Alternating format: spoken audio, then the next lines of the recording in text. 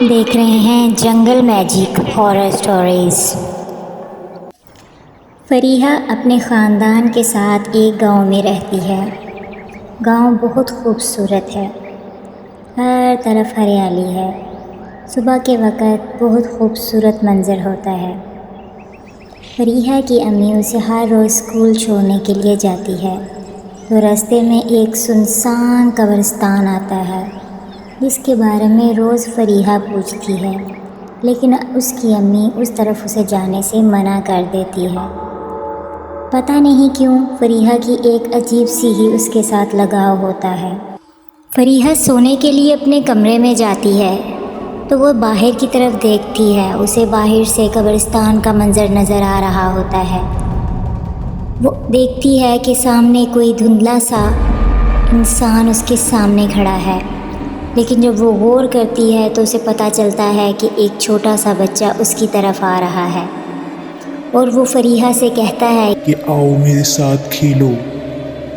فریحہ کو بہت زیادہ ہنسنے کی آوازیں آتی ہیں اور کبھی رونے کی۔ فریحہ صبح کو یہ بات کسی کو بھی نہیں بتاتی ہے۔ ہر روز فریحہ رات کو اب ایسے ہی کرتی تھی، لیکن وہ اپنی ماں کو بھی یہ بات بتانے سے ڈرتی تھی کیونکہ اس کی ماں نے اسے منع کیا تھا کہ تم اس طرف نہیں جاؤ گی۔ ایک رات فریحہ کھڑکی کھول کے باہر کی طرف دیکھ رہی ہوتی ہے تو اسے وہ بچہ بالکل اپنے کمرے کے پاس کھڑا نظر آتا ہے۔ فریحہ ڈر جاتی ہے اور وہ زور سے دروازہ بند کر دیتی ہے۔ صبح جب فریحہ اٹھتی ہے تو اس کا بھائی نہیں مل رہا۔ فریحہ ساری بات اپنی نانو کو بتاتی ہے۔ فریحہ کی نانی فریحہ کو بتاتی ہے کہ یہاں پر پہلے جنوں کا بسیرا ہوا کرتا تھا۔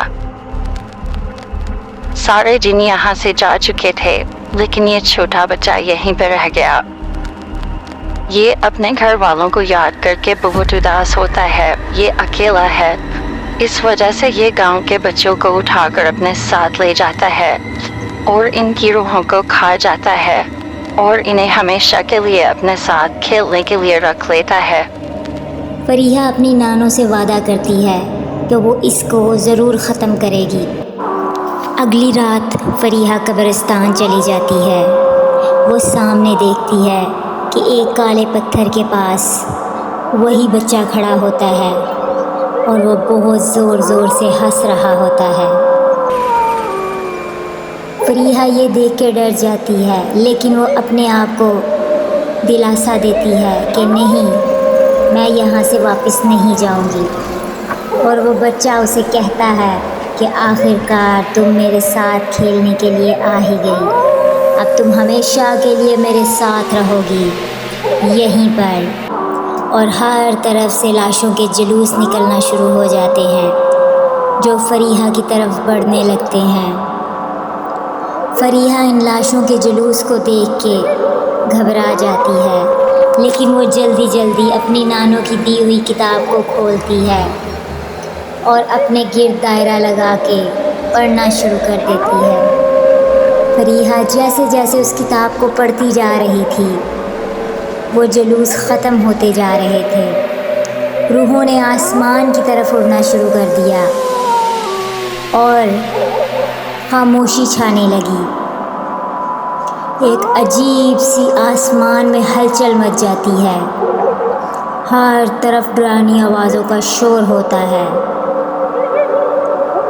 فریحہ کو کبھی ادھر سے کوئی بچہ پکڑتا ہے، کبھی ادھر سے کوئی بچہ ڈراتا ہے، لیکن فریحہ ڈرتی نہیں ہے۔ پھر اچانک پڑھتے پڑھتے فریحہ کا بھائی سامنے آ جاتا ہے اور روتے ہوئے کہتا ہے، فریحہ پلیز پلیز مجھے مت چھوڑو یہاں پہ، مجھے اپنے ساتھ لے جاؤ، میں یہاں نہیں رہنا چاہتا ہوں، پلیز مجھے اپنے ساتھ لے جاؤ نا فریحہ۔ فریحہ کو اپنے بھائی پہ بہت زیادہ ترس آ جاتا ہے اور وہ کتاب کو سائڈ پہ رکھ کے اپنے بھائی کی طرف آنا چاہتی ہے، لیکن اچانک ایک ہنسی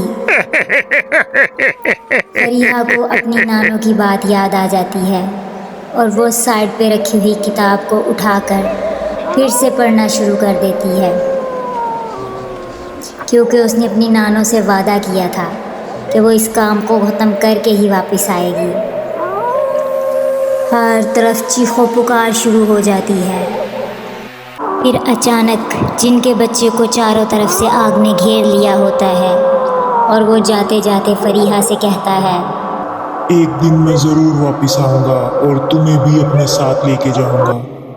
اگلے دن فریحہ جب قبرستان جاتی ہے تو اسے اپنے بھائی کا کھلونا ملتا ہے جو کہ خون میں لتھڑا پتھرا وہاں پڑا ہوتا ہے۔ فریحہ اسے اٹھا لیتی ہے اور رونے لگتی ہے کیونکہ اب اس کا بھائی اس دنیا میں نہیں رہا تھا، صرف اور صرف اس کی یادیں باقی رہ گئی تھی۔ اگلے دن فریحہ جب سو رہی ہوتی ہے، اچانک اس کو اپنے بھائی کی رونے کی آواز آتی ہے۔ فریحہ ایک دم سے اٹھ کر بیٹھ جاتی ہے اور جلدی جلدی کھڑکی کی طرف بڑھتی ہے اور باہر دیکھتی ہے، اور باہر پھر سے وہی منظر، ایک دھندلا سا سایہ جو کہ ہنستے ہنستے فریحہ کو دیکھ رہا تھا۔